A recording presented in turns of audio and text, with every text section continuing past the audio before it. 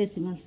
ఈ టాపిక్లో డినామినేటర్లో ఇప్పుడు 5 ఉంటే మనం దాన్ని 10గా మార్చుకొని ఎలా డెసిమల్స్లోకి మార్చాలో చూద్దాం. చూడండి, 342/5 5 ఉంది, బట్ మనము దాన్ని 10 కానీ 10 పవర్స్లోకి కానీ మార్చుకోవాలి.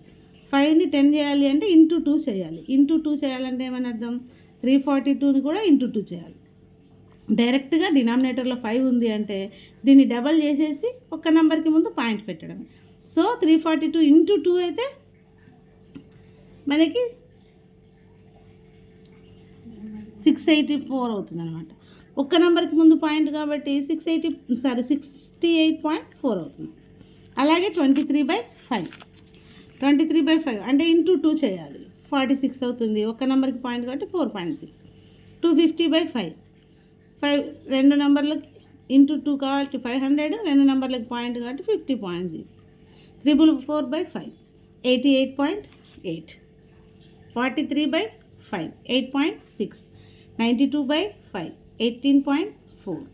132/5 అన్నీ డబల్ చేయడం, ఒక నెంబర్కి ముందు పాయింట్ పెట్టడం అనమాట. 26.4 అనమాట. ఇలాంటి మరిన్ని వీడియోస్ కోసం సబ్స్క్రైబ్ చేసుకోండి Chandrakala maths world. Thank you.